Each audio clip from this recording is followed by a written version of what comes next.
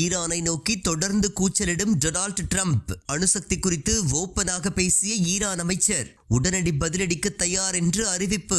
ஈரானின் அணுசக்தி திட்டம் குறித்த ஒப்பந்தம் அல்லது பேச்சுவார்த்தைகளுக்கான நேரம் கடந்துவிட்டதாக அமெரிக்க ஜனாதிபதி டொனால்ட் ட்ரம்ப் ஈரானை மீண்டும் வம்பிற்கு இழுத்துள்ளார். அமெரிக்க கடற்படையின் ஒரு பெரிய போர்க்கப்பல் மிகுந்த உற்சாகத்துடனும் உறுதியுடனும் ஈரானை நோக்கி நகர்கிறது என்று ட்ரம்ப் தொடர்ந்து கூச்சலிட்டு வருகின்றார். இந்நிலையில் பரஸ்பர மரியாதை மற்றும் நலன்களின் அடிப்படையில் ஒரு உரையாடலுக்கு தயாராக உள்ளது என்று ஈரான் கூறியுள்ளது. இருப்பினும் அழுத்தம் கொடுக்கப்பட்டால் தங்கள் பாதுகாப்பிற்காக முன் எப்போதும் இல்லாத வகையில் அதற்கு பதிலடி கொடுப்போம் என்று ஈரான் எச்சரிக்கை விடுத்துள்ளது. ஈரான் தனது அணுசக்தி திட்டம் முற்றிலும் அமைதியானது என்று வலியுறுத்துகின்றது. மேலும் அணு ஆயுதங்களை உருவாக்க முயல்கிறது என்ற அமெரிக்கா மற்றும் அதன் நட்பு நாடுகளின் குற்றச்சாட்டுகளை மீண்டும் மீண்டும் ஈரான் மறுத்து வருகின்றது. ஈரான் தனக்கு எதிரான எந்த ஒரு ஆக்கிரமிப்பிற்கும் உடனடியாக தக்க பதிலடி கொடுக்கும் என அந்நாட்டின் வெளியுறவு அமைச்சர் சையத் அப்பாஸ் அரக்சி தெரிவித்துள்ளார். கடந்த ஆண்டு 12 நாட்கள் போரில் இருந்து அமெரிக்கா தங்களிடம் தக்க பாடம் கற்றுக்கொண்டது. தங்கள் துணிச்சலான ஆயுதப்படைகள்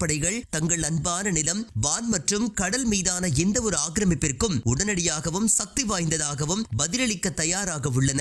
அணுசக்தி தொழில்நுட்பத்திற்கான ஈரானின் உரிமைகளை உறுதி செய்தால் நியாயமான மற்றும் சமமான அணுசக்தி ஒப்பந்தம் மேற்கொள்ள தயாராக இருக்கின்றோம் என்று ஈரான் அமைச்சர் சையத் அப்பாஸ் அரக்சி கூறியுள்ளார்.